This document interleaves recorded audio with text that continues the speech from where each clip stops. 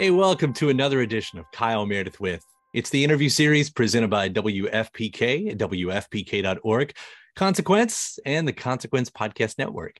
Hey, thanks as always for making your way here and checking out this series and the episode. I do hope you hit the subscribe button while you're here. In fact, I do 3 new interviews every single week, new one every Monday, Wednesday, and Friday. So it's a great way to keep up with your favorite artists and discover some new ones, all the usual podcast spots. WFPK.org and here on YouTube as well. And I'm Kyle Meredith. That's me, of course, namesake of this show. Today, I get to talk with actor Jack McBrayer. Jack's back with a brand new show, a second season of his show called Hello, Jack, the Kindness Show. Now, you'll, of course, know Jack from as an alumni of 30 Rock, infamously played the character Kenneth the Page Parcell, the immortal Kenneth Parcell, one of my favorite characters of all time and one of the greatest shows of all time. And we actually do get to relate those two because, as you know, Kenneth, he was a very happy guy and really just wanted kindness put out into the world. And that's what you get with this new Apple TV Plus show that Jack's been doing for the past couple of years. So we're going to talk about it and its many guest stars and the music that's a part of it. In fact, OK Go not only do the theme song, but they're like the house band. And the whole thing is preschool aimed. It's aimed at preschoolers. And there's a reason for that, but there's also ways that it ties in with the current happenings, social revolutions happening in the world and the news and everything else. So all of that's is in this and so much more. I'm so excited to talk with him. It's Kyle Meredith with Jack McBrayer. Hi, Kyle. Hello, Jack. How are you? I'm really good. Thank you. It's obviously fun to say that every time. Hello, Jack. I know, right? You owe me $10. You owe me $10. There it is. It's trademark. It's an easy way to make some money right there. Appreciate that. Hey, Jack, seriously, it's been so much fun, again, checking in on what you're doing with the Kindness Show here and the positivity you're doing and putting out in the world. First off, just, congratulations on the success on this and really thanks for what you're doing. Hey, thank y'all. It was an important project for me, and I really am just grateful for the reception that we've received. Yeah, how do you all come up with the ideas for the show for this season 2? What were the stories that you wanted to tell this time? Because I'm curious, do you consider what's going on, with news or whatever is going on in the world as far as, the lessons that you do want to teach? Absolutely. In fact, the entire series was inspired by how I was perceiving the world around me in current years. Season 2, pretty much a continuation of season 1 with these wonderful characters that we've introduced y'all to. I liked coming up with episode ideas in collaboration. It'd be a bunch of us bouncing ideas around together because even though my background is in comedy and this is the show I did want to focus on, I do need those people who have a little more expertise in this field. So I might pitch an idea that's a little more abstract or a little more advanced for a preschooler.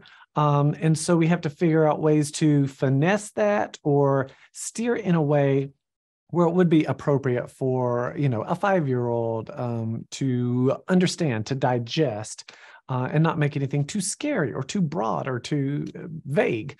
But yeah, in season 2, we get to talk about, sometimes people are scared of things. There's spooky decorations at Halloween. Disappointment. Oh, our plans got canceled. A loss of an item, how do we deal with that? So pretty universal, pretty timeless themes that we're able to dip into. Yeah, I enjoyed that the Halloween episode was right off the bat because I sure remember when I was younger, it didn't matter the television show, the Halloween episode ended up always being my favorite. So right there you go. I know people love Halloween. It was fun. And plus it's so fun to have child actors on set because they love these kinds of things. They love to even just dress up in their outfits when it was, April or whatever it was. Just delightful to work with all of those kids. Yeah. So how much of this then, as you say, inspired by how you were dealing with the world, that you get to go through this process, even with the slowness of movie magic behind you and how long it takes to do an episode. But how does it, do you find that it ends up affecting your day to day? Yes, absolutely. in the grand scheme of things, I honestly think that working on this preschool show about kindness has helped me deal with how I'm viewing the world these days. I sleep very well at night. It feels good to be able to focus my attention and focus my energy on a show like this with these themes like this. It makes me feel that I'm being of service, that I'm being helpful, that I'm being productive. That feels good to me. Don't get me wrong, I get bummed out every time I read a headline, but it does also challenge me. I'm like, okay, how can I take this information, take this point of view, take this event and boil it down into perhaps a storyline or a theme that we can address or anything. And, sometimes it takes a very long time, TV magic. But I like that it's gotten these wheels turning, and it really does just energize me in a way I did not anticipate. I want to keep doing this for a long, long time. Yeah. Well, selfishly, I maybe there's an adult version in here too. That's right. That's right. Because I could use that help as well. Adults can tune in. I know, and I'm still, my background is in comedy, and I still am able to join other comedic projects. I'm in the Jerry Seinfeld Netflix movie called Unfrosted. Mm-hmm. It's super fun. But also, I just want to see how can I incorporate everything that I know from the comedy world and make it accessible for preschoolers. Yeah. One of the things that maybe this goes along with what you're talking about, but that's really impressive is the use of silence that you all take. And sometimes it's just it seems like it's just waiting for a thought to seep in or an idea or a question. Yeah. But how much of that, are you conscious of when you're writing it? Because there are those moments, shows are bam, bam, bam, bam, bam, but this one takes that moment. There's lots of moments of pause. That was very intentional.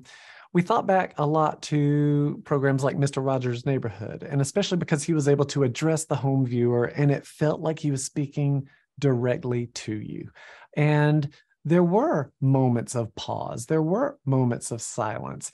And oftentimes we find that children will speak back to the television. My hope is that children feel that I am there and paying attention to them. I am there with them. So it was not by accident that we incorporate this slower pace, these moments of silence, because there is a lot of like zoom, bang, pow in the world. And let's just slow it down for a second and take a breath and see what we can't discover. Yeah. Well, the opposite side of that silence is the music that plays a big part of this too. I spend such a majority of my time in the music world surrounded by here. How did you hook up with OK Go? OK Go, am I right? We knew that we wanted to incorporate music into the show. And so we started like sniffing around. As it turns out, some of the members of OK Go having children of their own and like decided to dip their toe into this world. Could not be more grateful. OK Go does an original song for every episode. On top of that amazing theme song, I do have to admit though, one of the more challenging parts for me is when we had those initial meetings. I mean, I'm such a fan of OK Go. I had to sit there and act professional when, I just want to be like, okay, in that one song, what is the time? But they are just delightful. They were so collaborative, so talented, especially like we had a pretty tight turnaround in what they needed to deliver, and they did not disappoint, not even a little bit. And they're just good dudes. I love them. I love OK Go.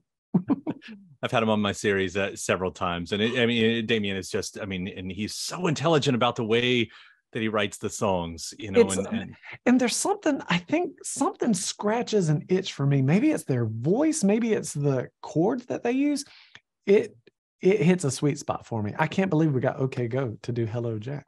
Yeah. Well, I'd be curious, for you, who are your musical heroes? Let's see. Who are my musical heroes? I haven't been asked this in a long time. OK Go is pretty great. But, like REM, I grew up in a certain time period. I was around for Grunt. I didn't even see that. I got Stipe. They got the guys all behind me there. Yeah. Oh, I didn't even see that at all. But really and truly. And what's crazy is like, get on 30 Rock, get famous, you get to meet these people. I'm email buddies with Michael Stipe, which is crazy because like I'm from Georgia. So there's the Georgia connection. It is wild to me that just the older I get, the more people that you meet. And so I'm meeting people who inspired me from a very young age. It's pretty great. Yeah. But it's interesting. I'm friends with Kenny G. If that's what you're asking. I've got to talk to Michael Stipe, but I've never got to talk to Kenny G, and he is on the list. So I'm impressed. Be impressed. Be impressed. It is fun, interesting, the way, you talk about 30 Rock, and here's this, because there is the similarities. I'm not the only ones pointing this out in how you portray yourself in this, and where you left off with the niceness of Kenneth Parcell. Yeah. What is the thread there? Because this does seem like a show that Kenneth Parcell would definitely approve of. Like, was that thread there in your mind as well? The secret to my success is a limited skill set. And so, no, I definitely understand it. The older you get, you realize, like, oh, whether I like it or not, I do have a brand to my comedy. There's a brand to my performance. And the good news is I like it and I want to lean into it. So I was very grateful that I was able to incorporate the things that I already knew and bring them into a show that seems very, very different, but I'm still flexing the same muscles, and it still works. So I like that I've been able to pivot and yet still, stay the same. Yeah. Is there the darker role that we're going to see from you soon? Season 3 of Hello Jack is grim. It is grim.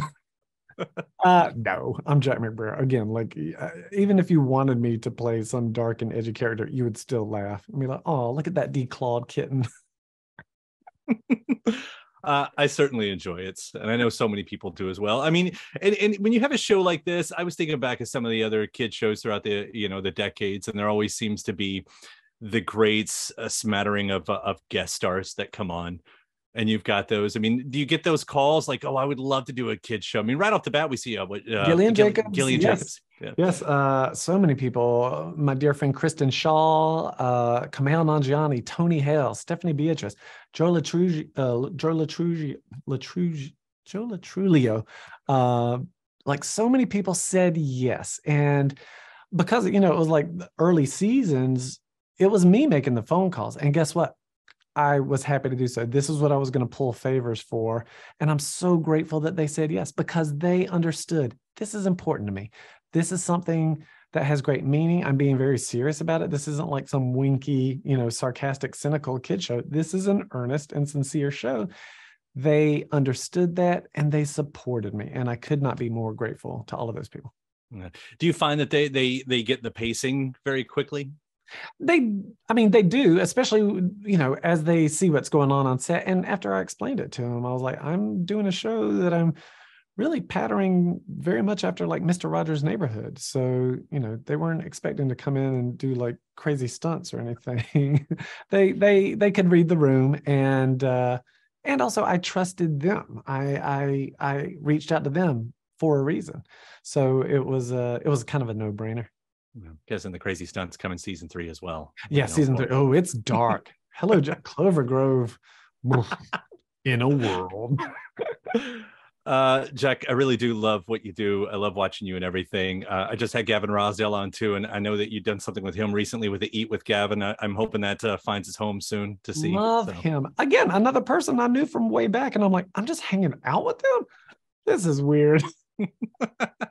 Keep doing what you do, seriously, and for the positivity you put in the world. You make it a better place. Hey, thanks, buddy. I really appreciate that. Anytime. Jack, it's been such a pleasure. Thank you so much. Yes, sir. Take care. And thanks to my guest. Also, thanks to you for checking out the episode in the series. Before you get out of here, hit that subscribe button.